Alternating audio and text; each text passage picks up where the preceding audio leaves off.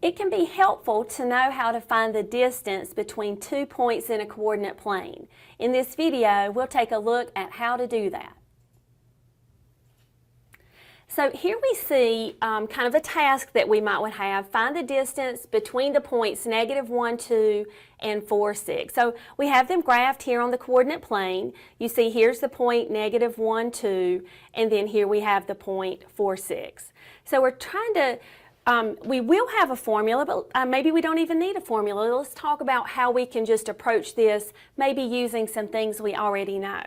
I've drawn in the sides, so you see this distance here in purple is what we're actually trying to find, but we can kind of create a right triangle here. And I don't know about you, but when I think about right triangle, I think about Pythagorean theorem.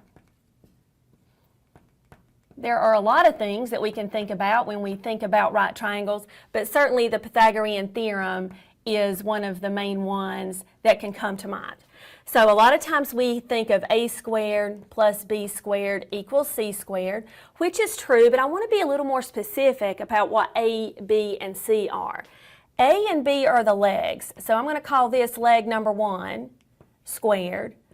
B would be leg number 2 squared, and then C is going to be for us what D is. It's the hypotenuse, and it's always going to be the side across from the right angle. So that's the hypotenuse squared. This is what we're looking for. We're looking for the hypotenuse of this triangle that we've created. I can solve this formula by taking the square root of both sides, and when I do, I get the hypotenuse, which is D, our distance that we're looking for, is equal to the square root of the length of leg number 1 squared plus the length of leg number 2 squared. So let's figure that out for this particular situation. I'm going to call leg number 1 the horizontal leg, and I can count that 1, 2, 3, 4, 5. So that length is 5.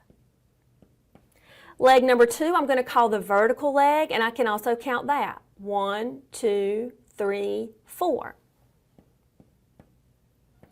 So the square root of 5 squared plus 4 squared is going to be D. That's 25 plus 16, 41. So the square root of 41 is the actual length of this distance between -1, 2, and 4, 6. That's about, let's see, that's going to be about 6.4, I believe, just as a decimal to kind of be able to picture it. So we're able to find the distance with things that we already know, the Pythagorean theorem.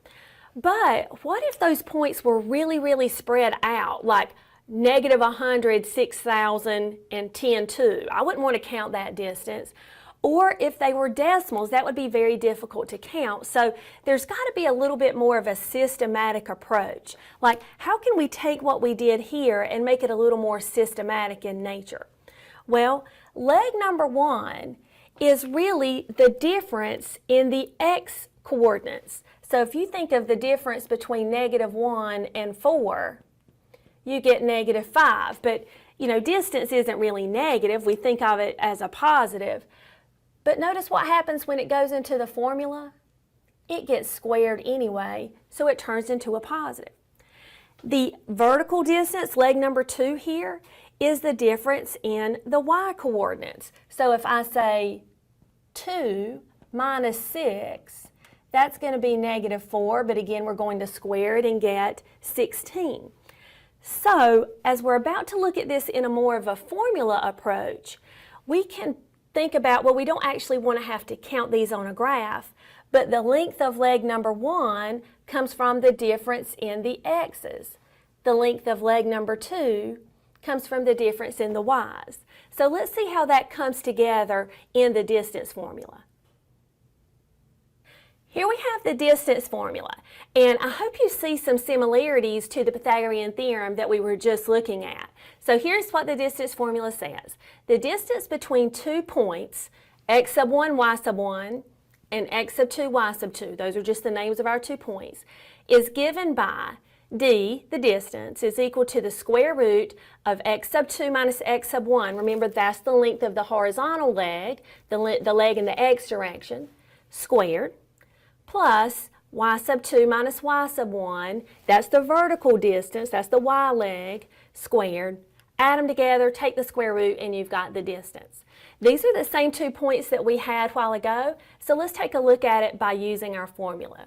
The distance will be equal to the square root of. Now the formula says take the second x minus the first x, and that's what we're going to do, but I think you'll notice pretty quickly the order doesn't really matter, and we'll talk about why. So if I'm calling this x sub 1, y sub 1, and this x sub 2, y sub 2, I have 4 minus negative 1, quantity squared, plus 6 minus 2, quantity squared. 4 minus negative 1 is 5. 6 minus 2 is 4. I have the square root of 25 plus 16, which is the square root of 41, which we saw previously in the right triangle version of this, which is really the same thing. Here's why the order that we subtract in doesn't matter this time. So many times it does, so don't get the idea that you can always switch things around. You can't. It doesn't matter whether we say 4 minus negative 1, which is 5, or negative 1 minus 4, which is negative 5. Our next step is to square it, and either one of those squared is 25. So the order that we subtract in does not matter, but it does matter that we pair up our x's and we pair up our y's. We'll take a look at another example. Let's use the distance formula again. This time we're going to find the distance between the points 2.2, negative 2.4, and 5.2, negative 6.4. So we've got some decimals. This is definitely not something we want to be counting between, so we're thankful for this formula. So we have the distance, d, is equal to the square root of. All right, so let's designate who we want to be x sub 2 and y sub 1 and all that good stuff. We'll let 2.2 be x sub 1 and negative 2.4 be y sub 1. We'll let 5.2 be x sub 2 and negative 6.4 be y sub 2. All right, so let's get our subtracting going. So we have x sub 2, 5.2, minus x sub 1, 2.2. That quantity is being squared, plus negative 6.4, that's our y sub 2, minus negative 2.4 quantity squared. All right, so we've got some sign things that we want to be careful about. I do also want to point out that if you have a calculator like the ones that we recommend for class, you can type that exact thing in and let the calculator do the work for you. I'm going to show the rest of the steps, but feel free to let the calculator do that portion of the problem for you. We have simplifying 5.2 minus 2.2 is 3. And negative 6.4 minus negative 2.4, there's plus a positive, is negative 4.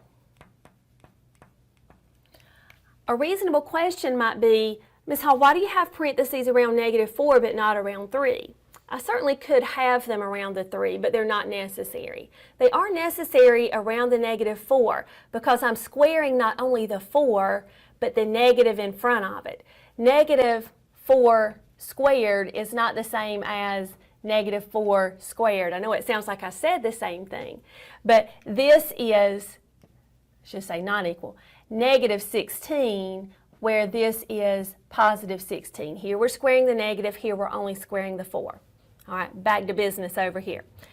D is equal to the square root of 3 squared, which is 9, negative 4 squared, which is 16. That is the square root of 25. And when we can simplify the square root, we should, and that is equal to 5. So the distance between the 2 points, 2.2, negative 2.4, and 5.2, negative 6.4, is 5.